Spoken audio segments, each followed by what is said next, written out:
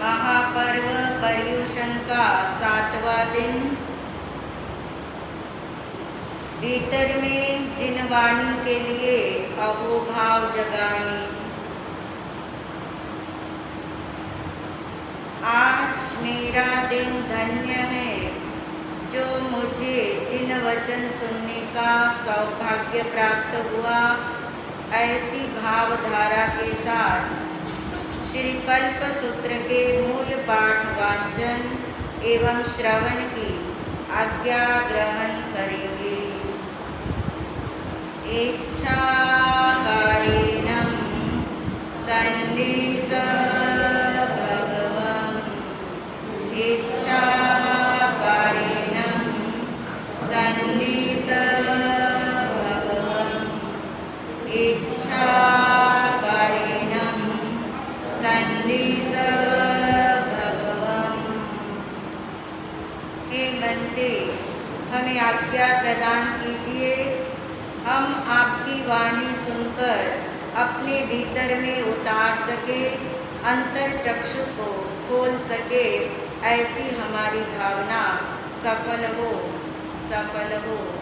इस भावधारा में प्रसन्नता के साथ आंखें खोले और श्री कल्प सूत्र के मूल पाठ का वांचन श्रवण करेंगे। जय जय जिनवाणी नमो नमो।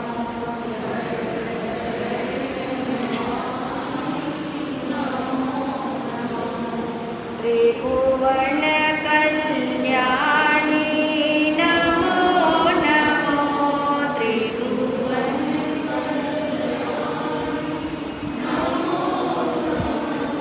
जय जय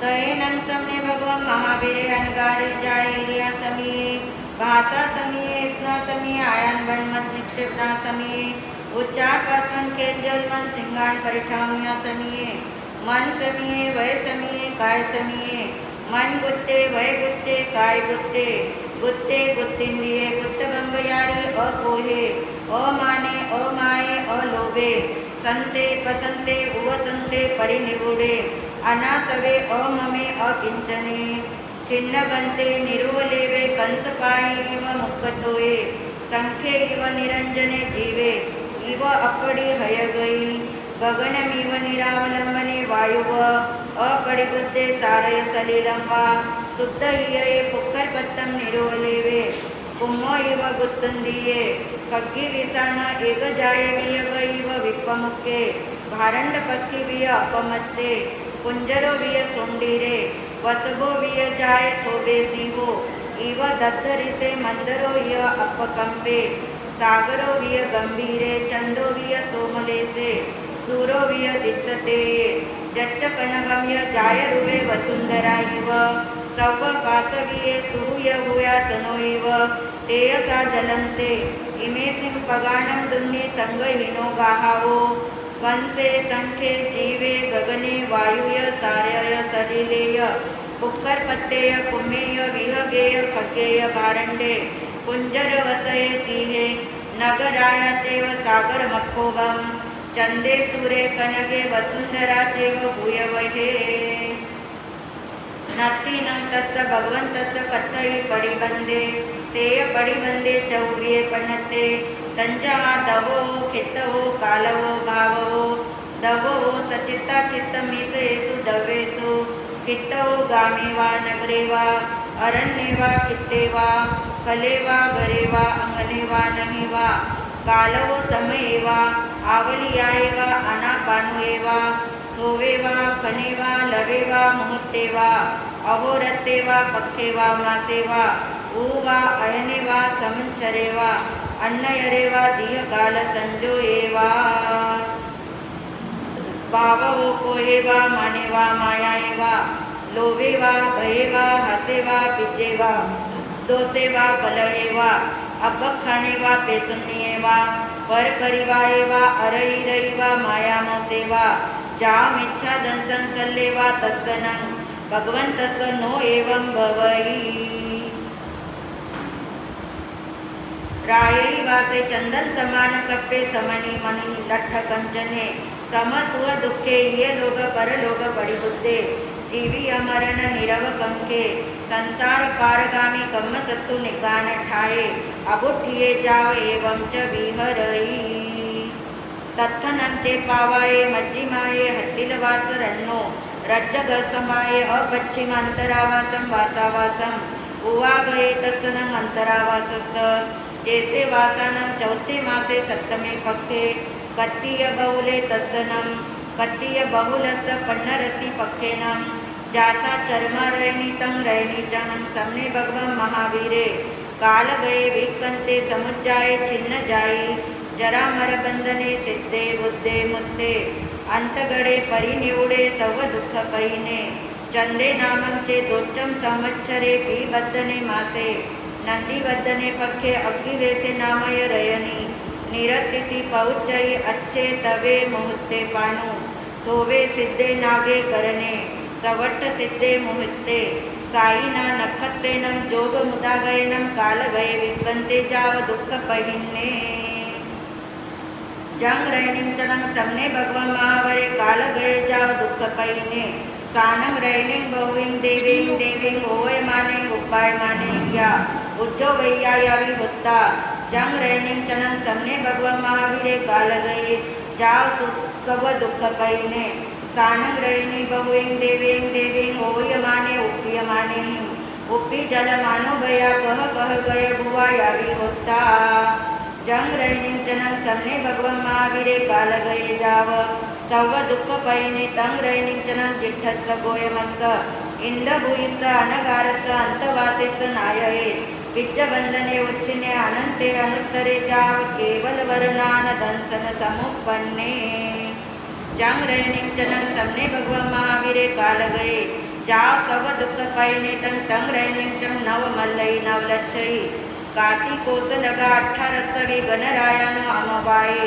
पाराभवे कोसो वासस पट्ठविंसु गए से भावोज्जयम करिसामो जंग रैनिंचनं सम्ने भगवान महावीरे जाव सब दुःख पैने तंग रैनिंचनं खुद्दाई भासरासी नामे महा गए दो वासस हटिये सवनस भगो महावीरस जन्म नक्षत्रं सकंतम जब पवंच नसे खुद्दाए भासरासी मह गए दो वास सहसाठी समनस भगो महावीरस जन्म नक्षत्रं सकंते तपवंचनं समनानं निगंतानं निगंतनिं उदिये उदिये उवास करे पवत्तई जयानं से खुद्दाए जाव जन्म नक्षत्राओ विकंते भविष्यई तयानं समनानं निगंतानं निगंतिनं उदिये गोवा सत्कारे भविष्यई जंग रैनिंचनं सम्ने भगवान महावीरे जाव सब दुःख पैने तंग रैनिंचनं कुंथो अनुत्तरे नाम समुपना जाठिया अचलमाना चौमत्थानं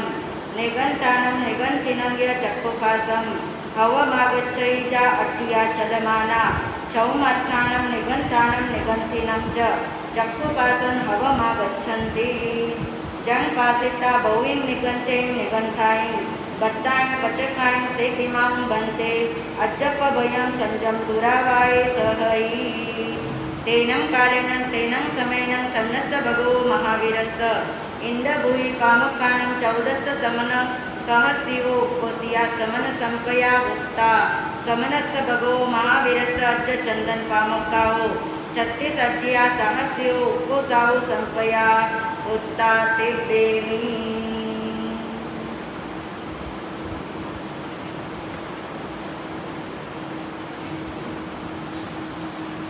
परम श्रद्धेय परम उपकारी महाराज श्री के चरणों में अनंत वंदन नमन। सभी शुद्ध आत्माओं को अनंत वंदन नमन। पर्वाधिराज महापर्व पर्युषण का आज 7वां दिन और कल्प सूत्र के अनुसार आज भगवान महावीर जी का कौन सा कल्याणक सुनने वाले हैं? केवल ज्ञान कल्याणक। इससे पहले के 4 कल्याणक याद रखे हमने। जवन कल्याणक, जन्म कल्याणक, दीक्षा कल्याणक, और ये चौथा है केवल ज्ञान कल्याणक। केवल ज्ञान कल्याणक का मतलब है कि आत्म साधना करते करते जिस दिन भगवान को क्या होगा, केवल ज्ञान होगा, उसका नाम क्या है, केवल ज्ञान कल्याणक। कल हमने जाना था भगवान महावीर जी ने मार्गशीर्ष महीने में कृष्ण पक्ष की 10वीं तिथि पर ज्ञात खंड वन में क्या ली है, दीक्षा। दीक्षा लेती उनके पास कितने ज्ञान हो गए, 4 ज्ञान। 4 ज्ञान के धारी वो श्रमण महावीर उस ज्ञात खंड वन में चौथे पहर में दीक्षा ली, और अभी उन्होंने देखा कि सूरज अस्त होने में अभी 2 घड़ी का समय शेष है, और उनकी साधना उसी समय से शुरू हो गई। चरैवेति यानी चलना भी शुरू हो गया, और अपानक भावे वाले अंतर में विचरण भी, अंतर यात्रा भी चल रही है। श्री कल्प सूत्र के अनुसार आज भगवान का साधना काल सुनाया जाता है। भगवान ने 12.5 वर्ष तक कैसे आत्म साधना की है उसके बारे में बताया जाता है, और कल्प सूत्र में लिखा है। कल्प सूत्र में ये लिखा है कि भगवान महावीर जी का साधना काल ऐसा है, उदाहरण देकर के बताया गया, जैसे आकाश में सूरज का उदय हो, आकाश में सूरज का उदय हो और धरती पर कमल का फूल न खिले, ऐसा संभव नहीं। इसी तरह से बताया गया कि भगवान महावीर जी का साधना काल सुनने को मिले, भगवान महावीर जी का आत्म साधना काल सुनने को मिले, और हमारे जीवन में क्षमा का भाव, दया का भाव। कनेक्ट नहीं होगा इससे, ये आईफोन है, वो दूसरे फोन।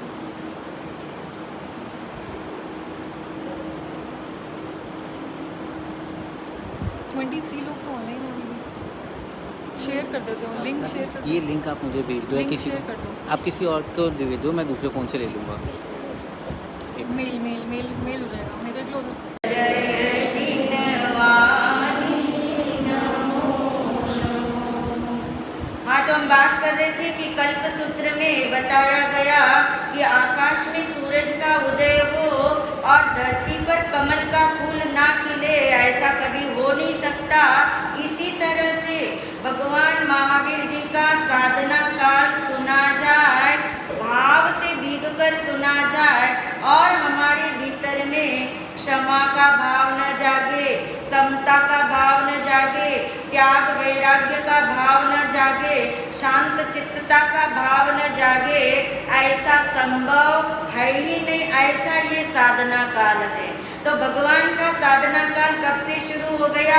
जिस दिन से दीक्षा ली है उसी दिन से उनका विहार हो गया, और उन्होंने कहते हैं अपने साधना की पहली रात्रि कहाँ बिताई, सबको पता है, ज्ञात खंड वन में तो वह रुके नहीं, कुंडलपुर तो उन्होंने छोड़ दिया। उसके पास ही एक कुरमार नाम का छोटा सा गांव है, और उस छोटे से गांव में अभी वो पहुंच नहीं पाए। उससे पहले उस गांव से बाहर एक पेड़ के नीचे भगवान ने अपनी रात बिताई है। भगवान की एक भी रात्रि सोने में नहीं बीती, साधना काल के अंदर एक भी रात उन्होंने निद्रा में नहीं बिताई। हर रात उनकी कहाँ बीती है? साधना में बीती है।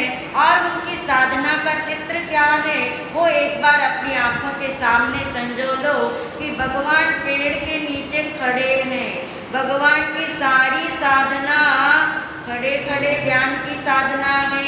क्यों? क्योंकि बैठ करके तो आपको पता है, थोड़ा सा आप चेयर का भी सहारा ले लो और क्या होने लगती है, आपकी आंखें बंद होने लगती है ना। भगवान की साधना कैसी है? खड़े खड़े हैं और खड़े होकर के आंख बंद नहीं करते ध्यान में भगवान, पता है ना आपको, पूरी आंख खुली रखेंगे तो इधर उधर ध्यान भटकता है। आँख यदि बंद कर देते हैं तो नींद आने की संभावना है। तो भगवान की नासाग्र दृष्टि है, नाक के अग्र भाग पर भगवान की आँख टिकती है, जो पूरी बंद भी नहीं है और पूरी खुली हुई भी नहीं है। भगवान ऐसे खड़े रहते पूरी रात। दो जो पैर है उनके, उस दो पैरों के बीच में 4 अंगुल का अंतर रखते हैं। बहुत ज़्यादा पैर ऐसे करके रखोगे चौड़े तो थकान हो जाएगी, बहुत ज़्यादा जोड़ करके रखोगे गिरने का डर रहता है। तो बीच में 4 अंगुल का अंतर रखते हैं। आंखें उनकी नासाग्र दृष्टि में है, हाथ उनके घुटनों की तरफ है और भगवान संकल्प लेके साधना में खड़े हो जाते हैं। अंतर्लीन होते हैं, अंतर्मुख होते हैं। मैं शुद्ध आत्मा हूँ, उस निज शुद्ध आत्मा में अपनी अंतर्मुखता रखते हैं।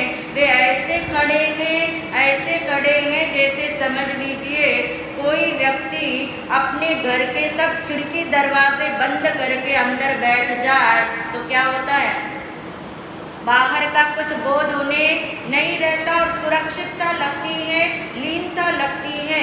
बिल्कुल वैसी अवस्था भगवान की साधना की पहली रात्रि है। अभी रात पूरी हुई नहीं है, अभी झुरमुट संध्या का समय है और एक ग्वाला बैलों को लेकर के जा रहा है अपने गांव की तरफ और जाते जाते रात होने लगी।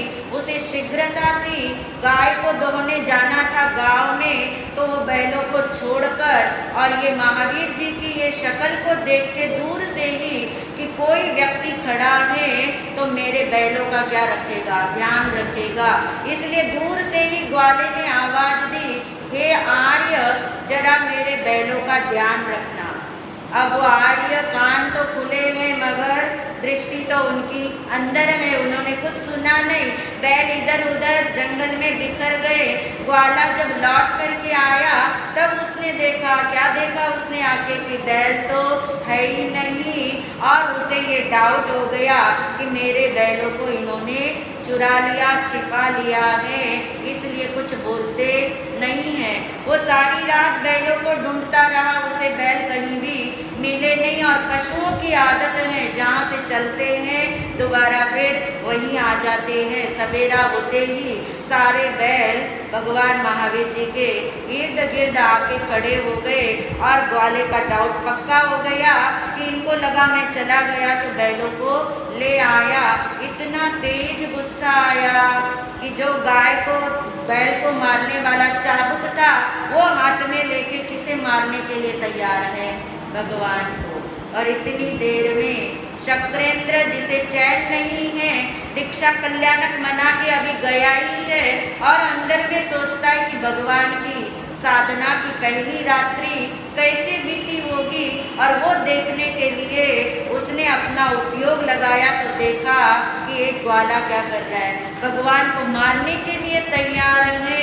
और ये देखते ही शक्रेंद्र फौरन नीचे आए, उसके हाथ को रोका ग्वाले के। इतने में भगवान की ध्यान साधना का समापन हुआ और उस ग्वाले को जब पता लगा कि ये कौन है, कौन है ये, शक्रेंद्र ने बताया। भगवान तो कुछ बताते नहीं, उनका तो अखंड मौन है। भगवान नहीं बोलेंगे जब तक क्या नहीं हो जाता, केवल ज्ञान नहीं हो जाता। आत्म साधना में पहली शर्त मौन ही है। जब तक मौन ही नहीं रहेंगे तो साधनाएं कभी भी सफल हो नहीं सकती। और कहते ग्वाला अब क्या करने लगा, माफी मांगने लगा, क्षमा याचना करने लगा भगवान के चरणों में। मगर भगवान तो समो निंदा प्रशंसासु, यानी चाहे कोई उन्हें मारने आए, चाहे उनकी कोई क्षमा याचना करे, वो तो दोनों भावों में समभाव में है। ग्वाला चला गया और आपको पता है शक्रेंद्र ने विनती करी भगवान से। क्या विनती की कि भगवान आज तो साधना की पहली रात्रि है, आप विचरण करोगे, जगह जगह जाके ध्यान साधनाएं करोगे, लोग नहीं जानते हैं, वे आपको डिस्टर्ब करेंगे, उपसर्ग देंगे, बाधा पहुंचाएंगे। इसलिए मैं आपके साथ में रहना चाहता हूँ ताकि आपकी साधना क्या रहे, निर्विघ्न रहे। हम जैसे कोई साधक होते तो हाँ बोल देते, क्योंकि हमें तो सुविधा भी चाहिए, सुरक्षा भी चाहिए, सम्मान भी चाहिए। और भगवान ने साधना का पहला पाठ पढ़ाया, न एवं भूयम न एवं आसी न एवं भविष्यसि। हे क्षत्रेंद्र, आज तक ऐसा हुआ नहीं, होगा नहीं, हो सकता नहीं। साधना करने वाली आत्मा परावलंबन से क्या करे? साधना करे। साधना किसके आलंबन से होती है? अपने यानी किसके? निःशुद्ध आत्मा के। निःशुद्ध आत्मा के आलंबन से साधना होती है, अन्य कर्म के आलंबन से भी नहीं होती, शरीर के आलंबन से भी नहीं होती, आत्मा के आलंबन से होती है। और क्षत्रेंद्र क्या करता? जहाँ से आया वहाँ चला गया। आपको याद है भगवान ने दीक्षा ली तब उनका कौन सा तप था? कौन सा तप था भगवान का जब दीक्षा ली? बेले का तप था। तब उनका बेले का तप था। और आज पारना लेने के लिए वहीं पास में जो कोल्लाक नाम का गांव है वहाँ गए हैं, ऊंच नीच मध्यम कुल के अंदर। और एक बहुल नाम का ब्राह्मण था, उसने खीर के द्वारा भगवान का क्या हुआ? पहला पारना हुआ। और देवताओं ने पंचवृष्टि करी। पंचवृष्टि मालूम है? धन धान्य की वृष्टि होती है, सोना चांदी और वस्त्र की क्या होती है? आकाश से देवता वृष्टि करते हैं। अहो दानम की घोषणा होती है। ये भगवान का पहला पारना हुआ। वे तो कहीं रुकने वाले नहीं है, कहीं नहीं रुकेंगे अपनी साधना के द्वारा। जितना समय रुकना उतना रुकते हैं, बाकी एक स्थान से दूसरे स्थान में चलते हैं। उनका विहार निरंतर जारी है। आपको याद होगा जब दीक्षा कल्याणक मनाया जा रहा था, देवों ने, इंद्र ने, राजा ने मिलकर के उनके शरीर पर क्या लेप किया था? चंदन का लेप दिया था। सुगंधी ऐसी वो चंदन की थी। और उसके बाद में तो कुछ हुआ नहीं था, सीधा दीक्षा ग्रहण किए। तो भगवान जहाँ भी ध्यान लगा के खड़े रहते, तो जो भी जंगल के अंदर जब हवा चलती तो क्या होता? उनके शरीर की उस सुगंध से प्रभावित होकर के भंवरे आ जाते, तितलियाँ आ जाती, मधुमक्खियाँ कहाँ चिपक जाती? शरीर पर चिपक जाती थी। मगर वो भगवान कभी भी उनको हटाते नहीं। वो मधुमक्खियाँ काटे, वे भंवरे चाहे कितना ही गुंजायमान करे, भगवान क्यों डिस्टर्ब नहीं होते होंगे? और हम क्यों एक मच्छर मक्खी भी बैठ जाए तो डिस्टर्ब हो जाते हैं? क्या अंतर है? क्योंकि वो अंदर में लीन है और हम अंदर में तो लीन है नहीं, आंखें बंद करके बैठते हैं। सिर्फ आंख बंद करने का नाम अंतर्लीनता नहीं है, अंतर्मुखता नहीं है। जब तक कि स्वरूप की लीनता ना हो। कभी आपने अनुभव किया है, आप 4 लोगों का भी ध्यान करने बैठो, मधुमक्खी, तितली, भंवरे की तो बात ही छोड़ दो, एक छोटा सा मक्खी या मच्छर भी आ जाए, कब आप हाथ से उड़ा देते आपको पता भी नहीं लगता। यानी कैसी उनकी वो अंतर्लीनता होगी, अंतर्मुखता होगी। अपने में लीन रहो तो बाहर का कुछ भी पता लगता नहीं है। और हम अपने में लीन नहीं हो पाते तो हमारा ध्यान बंद आँख में भी कहाँ रहता है? बाहर ही रहता है। इसलिए साधनाएं पूरी नहीं होती। कहते 4 महीने भगवान को ये वाला उपसर्ग आता रहा। कौन सा? ये मधुमक्खी, तितली, भंवरे आदि काटते, लहू पीते, गुंजायमान होते, मगर वो भगवान चिंतन करते हैं, मैं तो ऋण चुकाने के लिए निकला हूँ। कौन सा ऋण चुकाने निकले? कर्मों का कर्जा।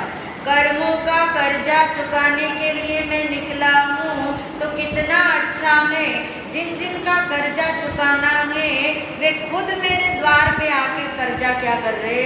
ले रहे हैं। ऐसा धन्यवाद का भाव भगवान के भीतर रहता था। और इस तरह उनके कदम निरंतर आगे से आगे बढ़ते जाते हैं। उन्होंने देखा सामने एक गांव है, मगर पूरा हड्डियों का ढेर ही ढेर है, चारों तरफ हड्डियां बिखरी पड़ी हैं पता लगा कि इस पहाड़ी के ऊपर एक यक्ष रहता है। क्या नाम है उसका? शूलपाणी। क्या नाम है? शूलपाणी यक्ष। वो शूलपाणी यक्ष का इतना आतंक है कि रात्रि के समय वो लोगों की क्या कर देता है? हत्याएं कर देता है, उन्हें मार गिराता है। गांव में कोई भी नहीं रहता, सिर्फ हड्डियां बिखरी हुई हैं। और भगवान ने अंदर में सोचा कि आज की रात मैं इस पहाड़ी पे जो ये यक्षायतन है, शूलपाणी यक्ष का यक्षायतन है, वहाँ आज की रात की साधना करूँगा। पहाड़ी पर चढ़ने लगे तो गांव के लोगों ने आवाज़ें दी। उन्हें लगा कि हो सकता ये नहीं जानते हैं कि ये शूलपाणी रात में क्या करेगा। ये देवार्य रुक जाओ, आगे मत जाओ। मगर वो देवार्य को तो कहीं रुकना नहीं। उन्होंने तो अभय का हाथ उठाया, सबको शांत किया, पहाड़ी पे चढ़ गए। यक्षायतन के अंदर उन्होंने एक स्थान के ऊपर ध्यान मुद्रा में खड़े हो गए। वही ध्यान मुद्रा याद रखिए, उस ध्यान मुद्रा से कनेक्ट रहिए कि पूरी रात भगवान अंतर्लीन रहते थे। यदि कभी प्रमादवश एकाध नींद का झोंका आ भी गया तो थोड़ी देर एक चक्कर लगा के फिर से वापस ध्यान साधना में स्थिर हो जाते थे। और कहते जैसे रात्रि का समय हुआ कि वो शूलपाणी यक्ष बाहर निकला, क्योंकि कब निकलता था वो? रात्रि में निकलता था। जैसे उसने देखा कि अरे क्या हिम्मत है इस इंसान की, क्या ये मौत को चाहता है जो मेरे यक्षायतन में आके खुद ही यहाँ बैठा खड़ा हुआ है। और कहते हैं उस शूलपाणी यक्ष ने कल्पसूत्र में लिखा है, इतना तेजी से हुंकार किया कि सारी दिशाएं जो है गूंज उठी और दीवारें क्या होने लगी? कांपने लगी। मगर उस श्रमण महावीर का एक रोम भी चलायमान नहीं हुआ, कांपा नहीं। ऐसी क्या शक्ति थी अंदर में? शक्ति कौन सी शक्ति अंदर में? वो स्वरूप की शक्ति है, शुद्ध स्वरूप की, कि मैं आत्मा निष्कंप स्वरूपी हूँ। बोलिए, मेरा स्वरूप ही ऐसा है कि जो कभी कांपता ही नहीं है। उस निष्कंप स्वरूप में भगवान इतने लीन थे कि उस शूलपाणी यक्ष ने, कहते हैं, हाथी का रूप बना करके अपनी सूंड में भगवान को लेकर के और बॉल की तरह क्या कर दिया? गेंद की तरह उछाल दिया। फिर से अपनी सूंड पे ले आए और फिर भी भगवान की अंतर्लीनता भंग नहीं हुई। आप कहेंगे कैसे संभव हो सकता है? ये संभव है। कैसे संभव? किसके बल पे संभव है? आत्मस्थ के बल पे। यदि आत्मा में स्थिरता इतनी ज़्यादा हो जाए, आप देखो, आपको यदि आप टीवी देखने में ज़्यादा मग्न रहते हैं ना आप, या मोबाइल देखने में, जब आप उसमें बहुत ज़्यादा तल्लीन होते हो, आपके पीछे कोई कुछ भी कर जाए आपको पता लगता है? आपके सामने भी कई बार कोई कुछ कर जाए आपको पता लगता है? नहीं। क्यों नहीं लगता? क्योंकि तल्लीनता। जब आपकी तल्लीनता कहीं अन्य चीज़ों में होती है तो फिर आपको आपके शरीर के साथ भी क्या हो रहा कई बार नहीं पता लगता। इसी तरह से समझना होगा कि भगवान की तल्लीनता, अंतर्मुखता इस तरह की है कि उन्हें बाहर का कुछ पता नहीं लगता। बाहर यानी ये शरीर का नाम क्या है? बाहर। ये शरीर उनके लिए बाहर है, एक एक रोम उनसे क्या है? बाहर है। और वो ऐसे अंतर्लीन है। वो शूलपाणी यक्ष अभी थकने वाला नहीं है। वो भी सारी रात उनको उपसर्ग देता रहा। कभी उनके पैरों में आग जलाता है, कभी विषधर बन के उनको काटता है, कभी चींटियाँ बनकर उनके शरीर पे लिपट जाता है। इस तरह से नानाविध उपसर्ग उसने दिए, मगर भगवान अंदर में न हिले न हटे। ये कोई जादुई करिश्मा नहीं है। भगवान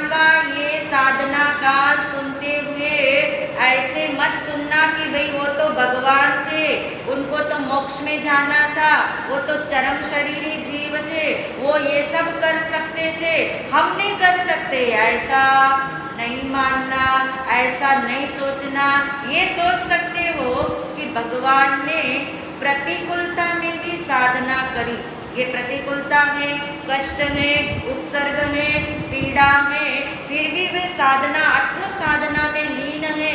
तो हम इतना तो कर सकते हैं, कितना कर सकते हैं। प्रतिकूलता तो हमारे जीवन में कुछ है ही नहीं, तो कम से कम हम अनुकूलता में तो क्या कर ले, साधना कर ले। मगर हम अनुकूलता में भी साधना नहीं करते, प्रतिकूलता में साधना होती नहीं, तो फिर बताइए साधना का समय कहाँ है हमारे पास। तो भगवान की इस जो साधना काल है, इससे हमें ये शिक्षा लेने जैसी है कि जैसे भगवान ने इतनी प्रतिकूलता में भी वो नहीं डिगे, तो कम से कम हम अनुकूलता में तो साधना करने का भाव अवश्य जगाए। रात बीतने लगी और कहते शूलपाणी यक्ष की हालत ऐसी हो गई, ऐसी हो गई। एक उपमा देके कल्पसूत्र में लिखा है कि कोई विषधर, विषधर यानी सांप, कोई विषधर अपना फन जो है वो पत्थर से मारे, कोई विषधर अपना फन पत्थर से लगातार मारता रहे, पत्थर के ऊपर फन टकराता रहे, तो पत्थर टूटेगा क्या? नहीं टूटेगा। और रिजल्ट क्या आएगा? वो विषधर स्वयं ही क्या हो जाएगा? लहूलुहान हो जाएगा, पत्थर टूटने वाला नहीं। बस ऐसी हालत थी। वो भगवान निष्कंप स्वरूप में इतने अडोल रूप से थे, इतने अचल रूप से थे, इतने शांत स्वरूप से थे कि ये शूलपाणी यक्ष ने इतने कष्ट दिए, इतने उपसर्ग दिए, मगर कुछ भी नहीं हुआ। तो लौटा शूलपाणी अपनी तरफ थक गया ना, देने वाला ही तो थकेगा। इतना थक गया कि भगवान की मुख मुद्रा को देखने लगा और उसे ये पता लगा ये तो कोई दिव्य विभूति है, ये कोई सामान्य इंसान नहीं है। आखिर हार करके उसने भगवान के चरणों में माफी मांगी, मगर भगवान तो अभी भी एज इट इज ध्यान साधना में ही है, अंतर्लीनता में ही है। ये नहीं कि जब तक उपसर्ग दे रहा था तब तक तो साधना करो, अब तो ये सही हो गया तो इसको उपदेश दो, ये भी भाव भगवान के भीतर नहीं है। कहते सवेरा होता है और वो शूलपाणी यक्ष पुष्प पानी बन गया, नम्र बन गया, विनीत बन गया, भगवान की भक्ति करने लग गया। सारे गांव वाले चिंतित थे कि अब क्या होगा, ये देवारी सवेरे नीचे उतरेंगे कि नहीं उतरेंगे, इसलिए गांव वाले इंतजार कर रहे थे। और जब उन्हें गानों की आवाज़ आती है, भक्ति की आवाज़ आती है, तो सब समझ जाते हैं कि शूलपाणी यक्ष बदल चुका है। मगर भगवान के कदम कहीं भी रुकने वाले नहीं हैं। चाहे शूलपाणी पुष्पपाणी बने, कष्टदाता क्षमा लेने वाला बने, भगवान कहीं रुकते नहीं। उनकी चढ़ाई रहती साधना निरंतर जारी है और चलते चलते कदम भगवान के वहाँ से गुजरे जहाँ एक छोटा सा गांव था जिसका नाम था मोराक सन्निवेश। और उस मोराक सन्निवेश के बाहर एक छोटा सा उद्यान था और भगवान ने अपना साधना काल थोड़े दिनों के लिए सोचा यहीं बिताएंगे। उस बगीचे के अंदर एक पेड़ के नीचे भगवान ध्यानस्थ हो गए। और आपको पता है जो भी साधक होंगे, साधना करने वाली आत्माएं हैं, उनके भावना का प्रभाव कहाँ कहाँ पड़ता है, किसके किसके ऊपर पड़ता है। पहला प्रभाव अपने पे, दूसरा प्रभाव सामने वाले पे, तीसरा प्रभाव वातावरण पे। जहाँ वो साधना में आत्मस्थ है वहाँ का वातावरण इतना शांत हो गया, क्योंकि वो गांव जो था कहा जाता है निमित्तज्ञों का था, ज्योतिष लोग रहते थे और अपनी ज्योतिषी से वो अपनी आजीविका चलाते थे। जो लोग दुखी हैं, पीड़ित हैं, परेशान हैं, वो उनके पास आते थे, वे उनका संकट निवारण का उपाय बताते और उनकी आजीविका चलती थी। अब क्या हुआ कि जब लोग देख रहे हैं कि उद्यान के अंदर जो आता है उसे बड़ी शांति मिलती है, यहाँ कोई आर्य आए हैं, कोई साधना करते हैं, इनके चरणों में बैठो तो हमारे संकट भी क्या हो जाते हैं, दूर हो जाते हैं। और आपको पता है बात फैलते तो देर लगती है।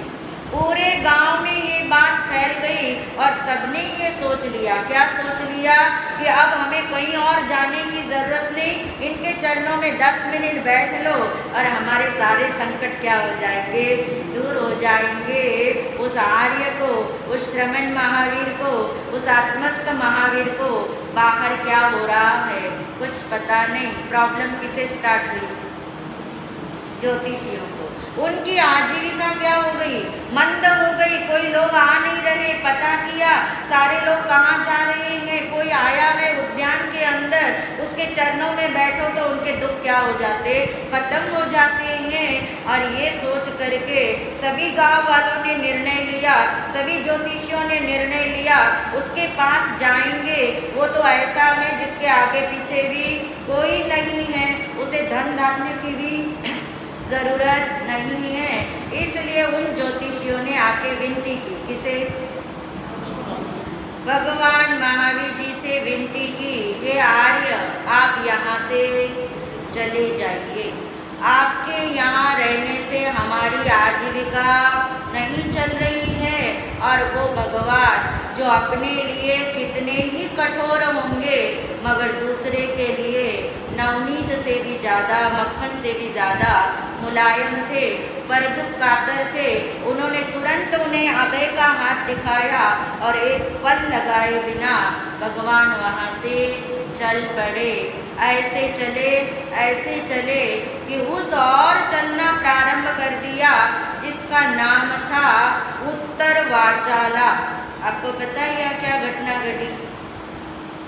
सुना है भगवान के साधना काल को? नहीं सुना। उत्तर वाचाला कहते ऐसी नगरी थी जहाँ पे लोग रहते नहीं थे। दक्षिण वाचाल में रहते थे, उत्तर में नहीं रहते थे, क्योंकि वहाँ पर चंड कौशिक सर्प का उपद्रव था। और भगवान के कदम उस तरफ दक्षिण की तरफ न जाके कहाँ चल पड़े, उत्तर की तरफ चल पड़े। जैसे वो उस दिशा में जाने लगे, कुछ ग्वाला आदि ने उनको देखा जाते हुए तो आवाज़ लगाई, हे देवार्य इधर मत जाना, इधर चले जाओ। मगर उस देवार्य ने कहीं रुकना नहीं है और उन बच्चों ने कहा क्यों नहीं जाना, ये भी बता दिया। ये दृष्टिविष नाम का सर्प यहाँ रहता है और ये सर्प जिसको देख लेता है आँखों से वो व्यक्ति क्या हो जाता है। मगर भगवान तो अमृत का सागर है, करुणा निधान है। उन्होंने बच्चों को अभय का हाथ दिखाया और गतिशील हो गए और अपनी ध्यान साधना का स्थान कौन सा चुना? सर्प की बांबी, जहाँ वो सर्प रहता था। सारा दिन तो वो अंदर रहता था, कभी कभी बाहर निकलता होगा, और वो जहाँ रहता था उसकी बांबी पे ध्यान लगाया। अपनी ध्यानस्थ अवस्था के अंदर प्रेम और मैत्री और करुणा के वो सागर, जिन्होंने कभी किसी को न सांप देखा, न देवता देखा, न ज्योतिष देखा, न चींटी मकोड़ा देखा, सबको क्या देखा? क्या देखा? थोड़ा तो जोर से बोलो, नींद भाग जाएगी, तेजी से बोलो। शुद्ध आत्मा के रूप में देखा। क्यों देख पाए शुद्ध आत्मा? क्योंकि अपने को क्या देखते हैं? शुद्ध आत्मा। अपने को जो शुद्ध आत्मा मानेगा वही दूसरे को शुद्ध आत्मा देख सकता है। फिर उन्हें विष हो, जहर हो, जहरीलापन हो, कुछ विचार नहीं है। भगवान अपने अंतर्लीन है। चंड कौशिक सर्प बाहर निकला, निकलते ही अपने घर के बाहर जैसे कोई निकले, उस बांबी के बाहर निकला है और देखता है आज ये कौन खड़ा है मृत्यु का चाहक, क्योंकि कोई भी अब आता जाता वहाँ था नहीं। आज कौन आ गया, बिल्कुल मेरे घर के बाहर खड़ा है, और अपनी दृष्टि उनके ऊपर ऐसी फुंकार करके फेंकी, मगर कुछ भी असर नहीं हुआ। पहली बार फेल हो गया वो, दूसरी बार उसने सूरज की तरफ देखा, तेज लिया और दोबारा क्या कर दिया, दंश लगा दिया, मगर कुछ भी नहीं हुआ। बल्कि क्या हुआ हमें, अमृत धारा यानी वो अहिंसा का अमृत प्रयोग हुआ है। दया करुणा भगवान की बह गई है। वो कहते हैं सफ़ेद खून नहीं है, वो सफ़ेद वात्सल्य बरस रहा है। और तीसरी बार का दंश लगा करके उसने जान लिया ये कोई सामान्य व्यक्ति नहीं है। एक टक भगवान के उस मुख मुद्रा को देखता है, क्योंकि उसका नाम ही क्या है, चंड कौशिक। वैसे सर्प के कोई नाम नहीं होते, ये नाम कौन सा है उसका, पिछले जन्म का नाम है। पिछले जन्म का नाम है, जब वो साधु था, श्रमण था, तब पश्चाताप नहीं किया था, मेंढक को मार गिराया था, मगर अपनी भूल को माना नहीं था। गुस्से के कारण शिष्य पे भी क्रोध आया, उसी क्रोध के कारण सर्प की योनि मिली, मगर कुछ संस्कार तो पिछले जन्म के अच्छे चले आ रहे थे। तो एकदम भगवान को देख के उसे जाति स्मरण ज्ञान हो गया और भगवान ने अपने मुख से उसके लिए शब्द निकाले, संबुज्जः किम न बुज्जः संबोहि पेच्च खलु दुल्लहा। हे चंड कौशिक, बोध को प्राप्त करो, जागो। अब नहीं जागोगे तो कब जागोगे। और वो चंड कौशिक जाग चुका था, उसका उद्धार हो चुका था, वो अपनी साधना में लग गया था। मगर भगवान के कदम, कोई साधना करे, कोई बोध प्राप्त करे, कोई कष्ट दे, कोई उनको वहाँ से निकाले, उनके कदम कहीं भी रुकने वाले नहीं हैं। आगे से आगे उनका विचरण चलता जा रहा है। श्वेतांबिका की ओर जा रहे हैं और रास्ते में कड़कड़ाती कहते हैं सर्दी थी। ऐसा मौसम था ठंड का, और उस सर्दी के कारण एक कार्य ऐसा हुआ कि वो जिस रात्रि में एक पेड़ के नीचे ध्यानस्थ खड़े हैं, पेड़ के नीचे एक रात्रि ध्यान मुद्रा में खड़े हैं, दूसरे पेड़ के नीचे कोई यात्री खड़े हैं, सोए हुए हैं, उन्हें ठंड लगती है, आग जलाते हैं, सुबह उठ के चले जाते हैं, मगर हवा के कारण वो जलती हुई आग भगवान के पैरों तक पहुंच जाती है।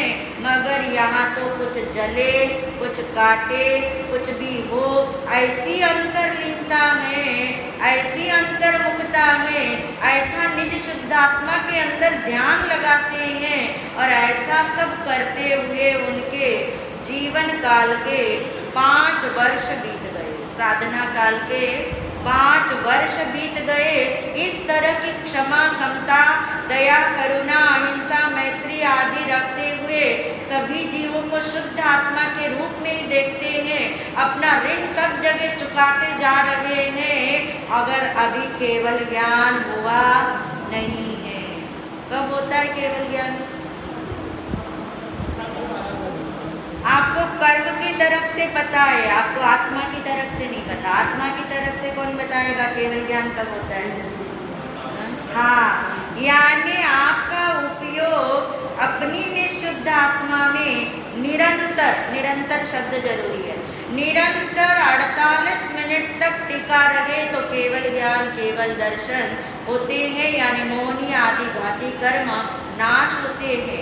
इसका मतलब क्या हुआ कि भगवान की इतनी ध्यान साधनाएं रात्रि की चल रही है, इतने उपसर्ग उनके ऊपर आते हैं, मगर निरंतर उनका ध्यान, निरंतर इम्पोर्टेंट है। यानी कभी 45 मिनट टिका, फिर एक समय के लिए छूट गया, फिर वापस 40 मिनट टिका, फिर छूट गया, मगर निरंतर कितने मिनट, 48 मिनट तक नहीं आ पाता। कितना मुश्किल है, आसान काम नहीं है ये। और कल्प सूत्र कहता भगवान महावीर जी के तो कर्म ही ऐसे थे कि जो कर्जा जब तक चुकाएंगे नहीं तब तक इधर ज्ञान प्रकट होगा नहीं। कहते 23 तीर्थंकर के कर्म एक तरफ और भगवान महावीर जी के कर्म एक तरफ। उनके 27 जन्मों की कथा में कितना हमने देखा, कितने उतार चढ़ाव उनके जीवन में आए, कितने चिकने कर्म भी उन्होंने बांधे, मगर फिर भी चाहे कर्म कैसे भी हो, कितने भी हो, सारे कर्म बाहर हैं।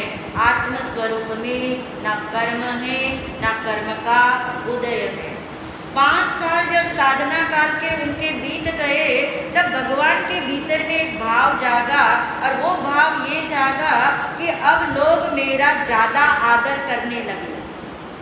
देखिए भावधारा, हम जैसे साधक हो तो सोचे जहाँ ज़्यादा लोग आदर करते वहाँ तो रहना चाहिए, मगर भगवान ये सोच रहे हैं कि अब मेरा आदर यहाँ क्यों बढ़ गया। लोग मुझे पहचानने लगे। कैसे पहचानने लगे कि ये तो सिद्धार्थ राजा का पुत्र है, कोई कहता ये तो राजकुमार है, आदि आदि।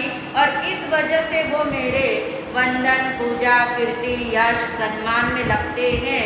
इसलिए अब मुझे इस प्रदेश में नहीं रहना, क्योंकि ऋण चुकाने निकले हुए हैं। अब उन्होंने निर्णय लिया, कहाँ जाऊंगा? अनार्य क्षेत्र में। 5 साल साधना के यहाँ बिताकर भगवान ने निर्णय लिया अनार्य क्षेत्र में जाएंगे, जहाँ के लोग कैसे हैं, क्रूर हैं, निष्ठुर हैं, कुछ समझते नहीं हैं, धर्म की तो बात ही नहीं है, क्या धर्म होता पता नहीं है। और भगवान ने 5 वर्ष का विचरण अनार्य क्षेत्र में किया, जहाँ लोग उन्हें डंडों से, पत्थरों से मारते थे। कोई अपशब्द कहता था, कोई शिकारी कुत्ते पीछे छोड़ देता था, कोई फांसी पे लटका देता था, कोई धक्के मार के निकाल देता था। मगर वो भगवान इतने अंतर्लीन हैं, और बाहर में यदि आते तो सोचते मैं ये कर्जा चुकाने के लिए यहाँ आया हूँ, तो स्वे इच्छा से मैं ये कर्जा चुका दूं। ऐसा क्षमा का भाव, समता का भाव, तितिक्षा का भाव, त्याग वैराग्य का भाव, शांत दांत गंभीर उनकी स्थिति। 5 साल भगवान के कहाँ बीते हैं? अनार्य क्षेत्र में। कितने साल हो गए? अभी भी केवल ज्ञान नहीं हुआ। 11वां वर्ष उनका फिर से आर्य क्षेत्र में आए। पेढ़ाल नाम के उद्यान में साधना की स्थिति में एक पेड़ के नीचे ही ध्यानस्थ थे, ध्यान लगा के खड़े थे। और वो शक्रेंद्र ने अपने उस सभा के अंदर आज अपनी देव सभा में ये चर्चा की कि देखो 10 साल से श्रमण महावीर प्रतिक्षण संकट, उपसर्ग, कष्ट, प्रतिकूलता को झेलते हुए क्षमा, समता, तितिक्षा में है। ऐसा धीर गंभीर व्यक्तित्व, ऐसा अस्तित्व मैंने कहीं नहीं देखा। ऐसा कह के इंद्र ने उनकी अनुमोदना की, उनको नमन किया और ये कहा कोई भी देव हो, दानव हो, गंधर्व हो, मानव हो, कोई भी इनको अपनी आत्म साधना से डिगा नहीं सकता। ये बात सारे देवों ने मानी, मगर एक देव ने नहीं मानी। कौन था वो? नहीं पता आपको कौन था वो? संगम देव। वो संगम देव था, उसने सिर नहीं झुकाया, उसने भगवान की साधना की अनुमोदना नहीं की। उसने सोचा मैं इनकी परीक्षा लूँगा, अभी इसको ऐसे उपसर्ग नहीं मिले कि जिससे इसकी साधना क्या हो जाए, टिक जाए, धैर्य समाप्त हो जाए। और वो संगम देव धरती पे आया है, पेढ़ाल उद्यान में आया है, भगवान के साथ ही रहता है। एक एक रात में इतने इतने उत्सर्ग देता है। भगवान वहाँ से विहार करे तो साथ में चल पड़ता है। यानी 6 महीने तक संगम देव ने ऐसे उपसर्ग दिए, ऐसे उपसर्ग दिए जिन्हें सुनकर के भी रोंगटे क्या हो जाए, खड़े हो जाए। यानी एक रात तो ऐसी आई कि उसने एक रात में 20 उपसर्ग दिए। कभी उछालता है, कभी पैरों में खीर पकाता है, कभी उनके ऊपर सांप बन के लिपट जाता है, और कभी कभी तो ऐसे कार्य करता है कि उनका मैं शिष्य हूँ ऐसा धारण करके गांव में जाता, चोरी करके आता है। लोग उसे पकड़ते हैं तो कहते मैं क्या करूं, मेरे गुरु ने मुझे क्या करा है, चोरी करना सिखाया है। लोग फिर क्या करते, उन्हें पकड़ते, भगवान को फांसी के फंदे पे लटकाते। 7 बार फांसी के फंदे पे लटकवाया, मगर वो चरम शरीरी जीव थे, अंतर्मुखी आत्मा थे, उन्हें कुछ भी इसका प्रयोजन नहीं था। वो तो अपने ही आत्मलीनता में इतने मस्त थे कि 6 महीने बीत गए, आखिर लिमिट है, कौन हार गया? संगम देव। संगम देव हार गया, वापस लौटने लगा। संगम जब लौटने लगा तब भगवान को विचार आया कि 6 महीने मेरे निमित्त से इसने कर्म बांधे, ये तो मेरा सदनिमित्त है, ये तो मेरे लिए उपकारी बना, ये तो मेरे लिए सहयोगी बना, मगर इसने मेरे निमित्त से जो कर्म बांधे हैं, ये आत्मा जिस समय वो कर्म भुगतेगा कितना दुखी होगा। ऐसे करुणा से उनके आंखों में आंसू आए और उसी समय संगम देव को जाते जाते ये ख्याल आया। क्या ख्याल आया संगम देव को? कि देखो कितने खुद नहीं, क्षमा मांगने का तो सवाल ही नहीं है। उसे ये बोध आया भीतर में कि 6 महीने जिसको मैंने पीड़ित किया और अब मैं जब जा रहा हूँ तो कितने खुश हो रहे होंगे, कितने खुश हो रहे होंगे। एक थोड़ा सा भी संकट हमारा टलता है तो हम कितने खुश होते हैं, तो ये कितने खुश हो रहे होंगे। पलट के देखता है तो उसने क्या देखे? आंसू।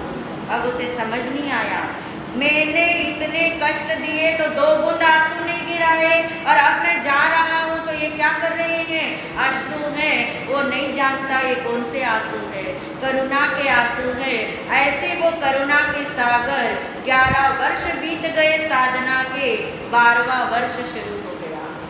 12वां वर्ष आया साधना का और अब उन्होंने कठोर अभिग्रह ले लिया। आपको पता है कितने बोल का अभिग्रह लिया? नहीं मालूम। 13 बोल का अभिग्रह, चंदनबाला वाला 13 बोल का अभिग्रह लिया।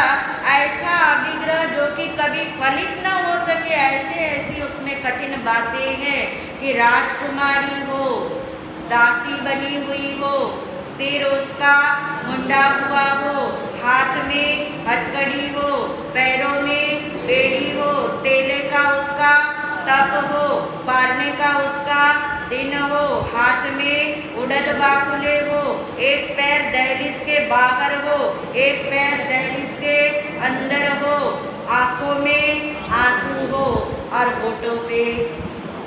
कैसी विरोधी चीजें, कैसी विरोधी चीजें कि राजकुमारी और दासी हो, कैसे पॉसिबल है? हंसना रोना दोनों एक साथ है, हथकड़ी बेड़ी सिर मुंडा और तेले का तप आदि, ये 13 बोल का अभिग्रह है और ये अभिग्रह भी फलित हो ही जाता है। 5 माह और 25 दिन के बाद चंदनबाला के द्वारा उनका क्या होता है? पारना होता है।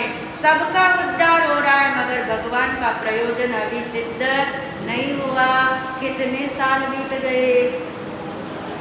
12 साल।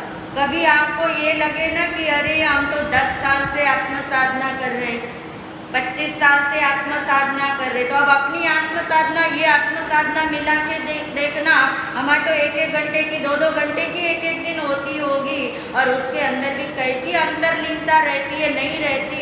ये भगवान का साधना काल सुन के इतना तो भीतर में हमारे आ जाए कि यदि सामने वाला आग है तो भगवान क्या बन जाते हैं? पानी। हमारे में तो इतनी शक्ति नहीं है मगर इतना तो कर सकते हैं। कितना कर सकते हैं? यदि सामने वाला पानी है, हमारे लिए तो कोई आग बन के तो आता ही नहीं है, सामने वाला पानी है तो आप उस समय क्या बन जाओ? क्या बन जाओ? चीनी बन जाओ।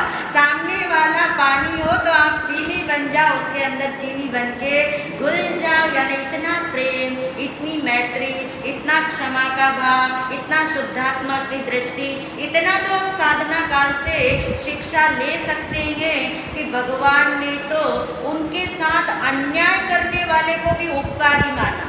संगम देव को क्या माना? उपकारी माना। शूलपाणी को क्या माना? उपकारी माना। अपने साथ अन्याय करने वालों को भगवान ने उपकारी माना। हम इतने महान नहीं हैं मगर इतना तो कर सकते हैं कि जो हमारे उपकारी हैं उनके साथ हम अन्याय ना करें। सकते हैं कि भगवान ने अपने शत्रु से भी क्या किया? प्रेम किया, उसके लिए भी करुणा का सागर बहाया, डसने वाले के लिए भी दया का सागर बहा दिया, तो हम कम से कम इतना तो करें कि जो हमसे प्रेम करते हैं बदले में हम भी उनसे प्रेम करना तो सीखे। इतना तो हम साधना काल से शिक्षा ले सकते हैं। 12 वर्ष पूरे हो गए भगवान की साधना काल के, अभी केवल ज्ञान नहीं हुआ। 13वां वर्ष आया, 13वां वर्ष आया और भगवान का अब अंतिम उपसर्ग है। 13वें वर्ष के भी 5 महीने के लगभग टाइम बीतने वाला है। भगवान जंगल में खड़े हैं, पेड़ के नीचे खड़े हैं, ध्यान मुद्रा में खड़े हैं और ये भगवान का अंतिम उपसर्ग है। अब केवल ज्ञान के बिल्कुल करीब है। अंतिम उपसर्ग भी किसके द्वारा है? पहला उपसर्ग भी किसके द्वारा था? अंतिम उपसर्ग भी वही वाला। वैसी घटना घटती है, बैल छोड़ के जाता है, गांव से आता है, भगवान तो अपनी साधना में स्थिर है। ग्वाला आके बोलता है तूने मेरे बैलों का ध्यान नहीं रखा।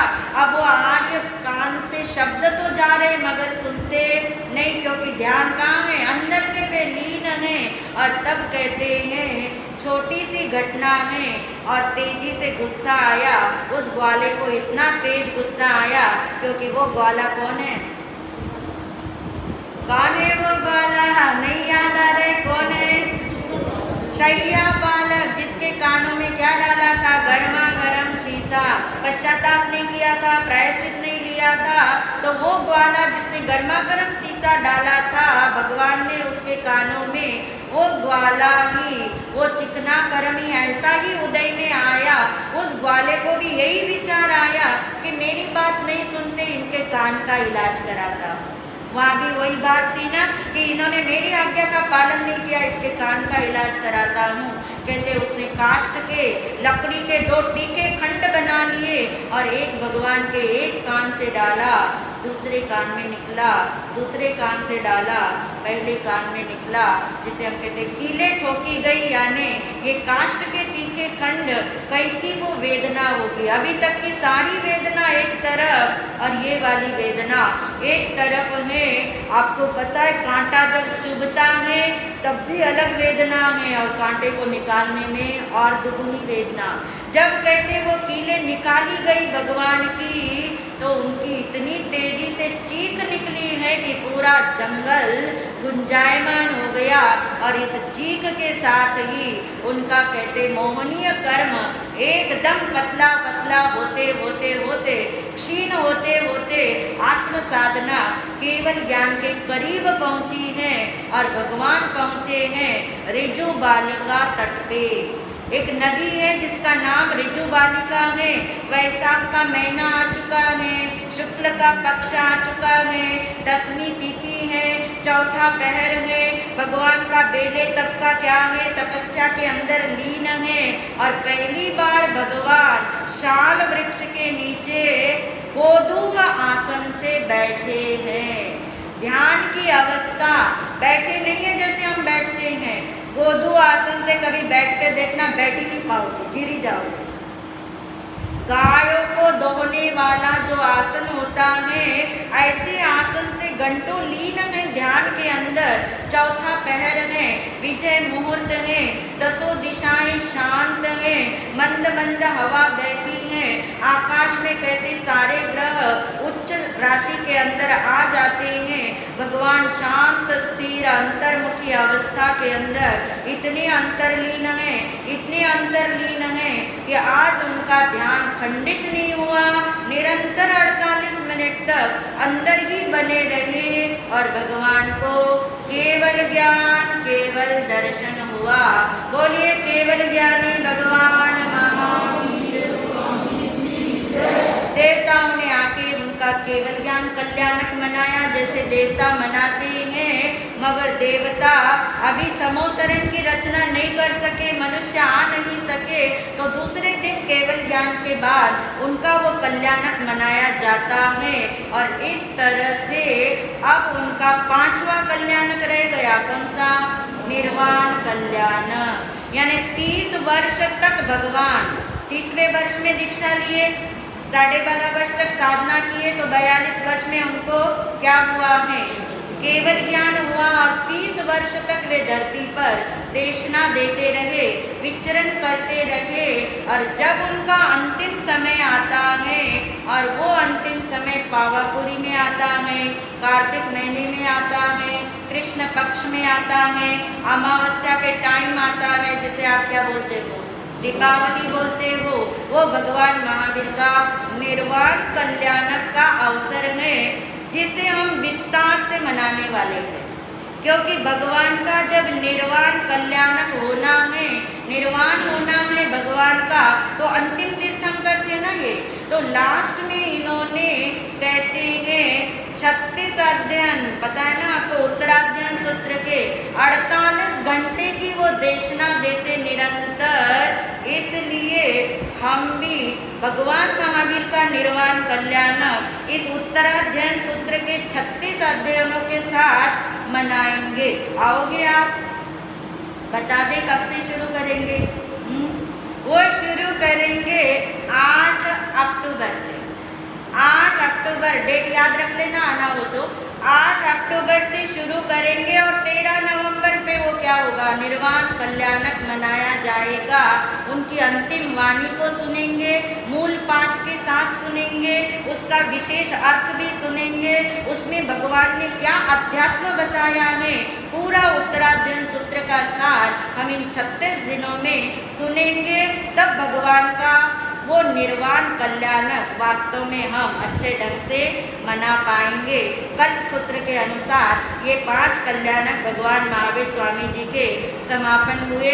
कल का कल्प सूत्र सुबह के टाइम वाचा जाएगा, क्योंकि दोपहर के टाइम क्या है, जन्म जन्म की आलोचना कराई जाएगी। सुबह के समय में कल्प सूत्र का अंतिम भाग नहीं सुना तो कुछ नहीं सुना। अब आप कहेंगे महाराज जी आप तो हर दिन यही बोल देते हो कि कल जो है वो इससे बढ़िया है, मगर जो अंतिम भाग है वो कृतज्ञता वाला पाठ है। ये भगवान महावीर का तो निर्वाण हो गया, फिर उनकी वाणी किन्होंने संजो के रखी, कैसे हम तक पहुंची, कैसे ये वाणी लिखी गई, कैसे बुद्धि के कोष्ठकों में समाई, कब कागज नहीं, पेंसिल नहीं, किसने ये वाणी कब लिखी, कैसे लिखी। जिस वाणी की हम इतनी आशादना कर देते हैं, उस वाणी के प्रति आदर, कृतज्ञता का भाव जगाने के लिए कल्प सूत्र का कल का पन्ना सुबह के प्रवचन के समय होगा। सभी इस बात का ध्यान रखेंगे। और कल महापर्व संवत्सरी का दिन है, और हमने प्रेरणा दी थी कि एक दिन किसके नाम करना है, स्थानक के नाम करना है, पौषध करना है, संवर करना है। जितना अधिक से अधिक करने का भाव रखेंगे उतना सबका कल्याण होगा, सबकी आत्मदृष्टि खुलेगी। इन्हीं भावों के साथ ओम शांति। परावर्तना करा ले, सुबह की भी करा ले परावर्तना। सुबह आपकी परावर्तना रह गई थी या भूल चुके होंगे सुबह की बात अब तक, तो या याद रखी है सबने? पहले अभी की करा लेते ताकि आपको अच्छे से याद रहे। अभी की जो हमने साधना काल भगवान का सुना, इसके अंतर्गत हम क्या लेके जा रहे हैं। भगवान के कानों में तो कीले ठोके गए, मगर हम इतना तो लेके जा सकते हैं ना कि हमारे कान में कोई 2 कड़वे शब्द पड़ जाए। कीले ठोकने तो कोई आएगा नहीं आपके कान में, मगर 2 कड़वे शब्द अंदर चले जाए तो उस समय क्षमा, समता, तितिक्षा, मैत्री, प्रेम, ये शब्द यदि आपको याद आ जाए तो समझ लेना भगवान का साधना काल सुनना हमारा सफल हो गया। तो यही प्रश्न हम आपसे पूछ ले कि भगवान के साधना काल के सबसे ज़्यादा वर्ष कहाँ बीते, बताइए।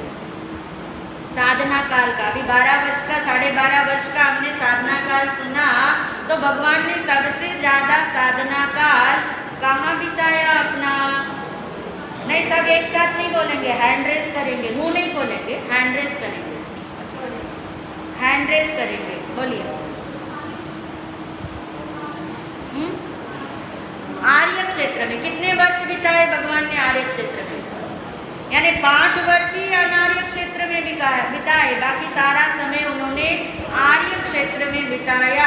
यानी कहने का अभिप्राय, हमारी अभी ऐसी पात्रता नहीं कि अनार्य क्षेत्र में जाने का तो सवाल नहीं, मगर आर्य क्षेत्र में रहते हुए भी हम अपनी साधना को मुख्यता नहीं देंगे, अभी भी नहीं देंगे साधना काल सुनने के बाद, तो कब कर पाएंगे।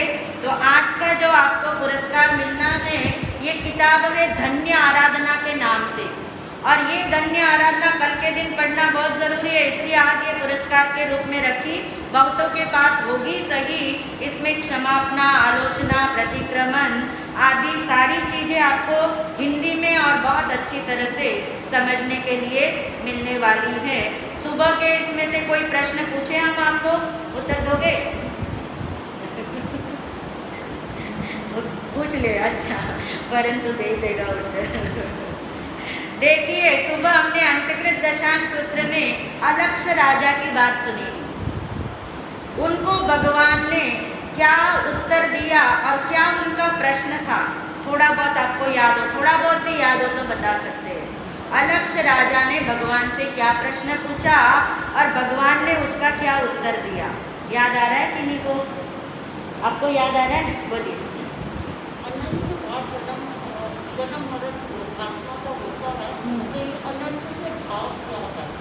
बस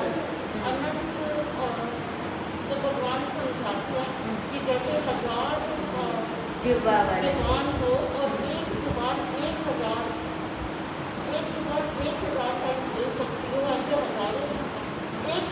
एक जिह्वा से, हाँ ठीक ठीक बात, बहुत इतना भी यदि आपने बता दिया तो बहुत सुंदर बता दिया।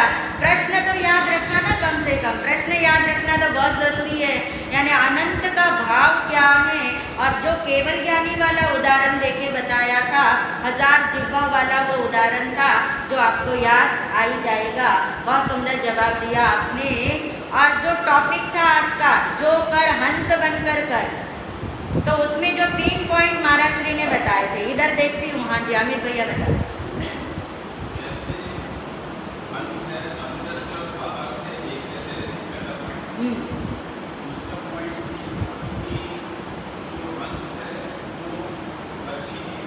हाँ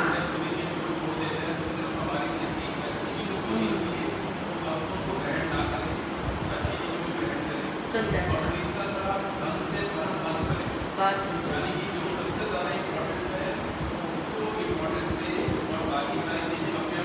छोटे, बहुत सुंदर, बहुत सुंदर। हर्ष हर्ष अच्छे से याद रखा है, तीनों पॉइंट बहुत अच्छे से बताए हैं। एक प्रश्न और पूछ लेती हूँ। एवंता कुमार ने कौन सी पहेली बताई थी? अपनी माँ को एवंता कुमार ने कौन सी पहेली बताई थी? हाँ जी, इंदिरा जी बोलो।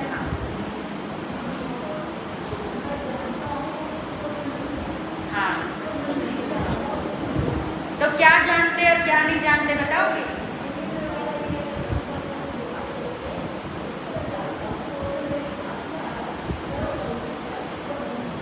अच्छा, बहुत सुंदर आपने ग्रहण किया कि अपने स्वरूप को वो जानता है। यानी वो था कि जन्म मरण, जन्म के बाद मृत्यु होती है, ये वो जानता है, मगर मृत्यु कब होगी ये वो नहीं जानता।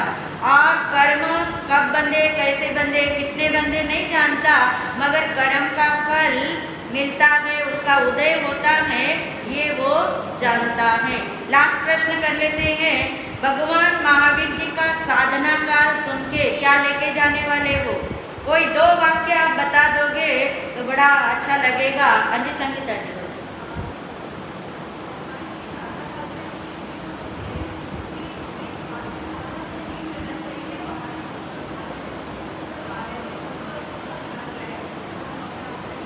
नहीं, जैसे ये था ना कि भगवान ने तो प्रतिकूलता के अंदर भी भगवान ने साधना की, तो हम क्या शिक्षा ले इससे? कोई और ना बोलो।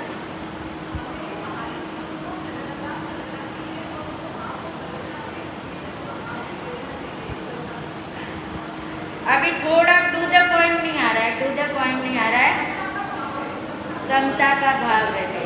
हाँ जी, आप बताओ पीछे से।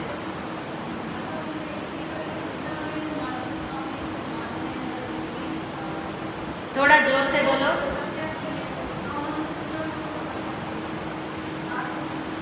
थोड़ा मुझे समझ नहीं आया क्या बोल रहे हो। अनुकूलता में साधना करें, सुंदर। यानी भगवान ने तो प्रतिकूलता में भी नहीं डिगे ना, तो ये सूत्र लेके जाना कि प्रतिकूलता तो हमारे को है ही नहीं कहीं से, तो कम से कम हम अनुकूलता में तो साधना करें। और एक सूत्र बताना है, 2 बतानी है बातें एक साथ, 2 बातें बतानी थी एक साथ। 2 बातें कौन बताएगा एक साथ? बताओगे? करुणा बोलो। हाँ,